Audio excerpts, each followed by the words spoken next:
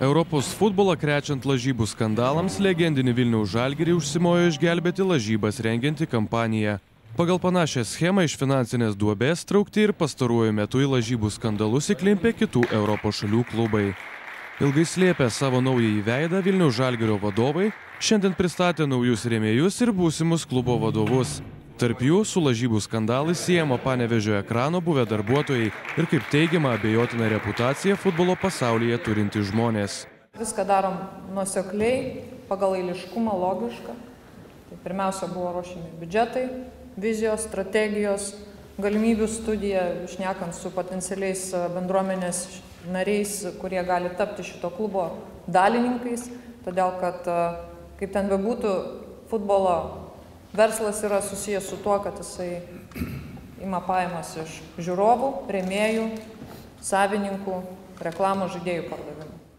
Tačiau Žalgirio atkūrimo vadovė pamiršo vieną dalyką, kuris vis dar afišuojamas Lietuvos futbolo federacijos oficialiame tinklalapyje. Pagal Lietuvos futbolo federacijos futbolo klubų licencijavimo taisyklės federacijos tiesioginiai ar netiesioginiai A lygoje arba LFF varžybose gali dalyvauti nariai, kurių narystė yra netrumpesnė nei 3 metai. Atsikuriančiam Žalgiriui jokios taisyklės panašu negalioja. Kodėl?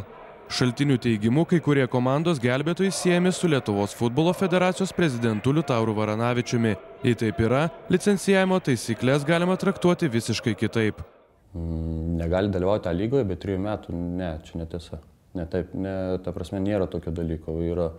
Kol kas vienintelių Žalgirio rėmėjų įvardyma tik lažybų bendrovė, kurie anot šaltinių klubo sąskaitą jau papildė 500 000 litų. Dažnai su lažybų skandalais siejamo Lietuvos futbolo dabartinę situaciją federacija vertina nevienareikšmiškai. Kaip ir anksčiau, prakalbus apie perkamas ir parduodamas rungtynes, futbolo funkcionieriai linkę užmerkti akis. Vienareikšmiškai vertinti šitos bendrovės pasirodymą negalima, nes visų pirma, kol kas šiai dienai dar nėra pilnos informacijos, kad būtent ši bendrovė remia Žalgirio futbolo klubą.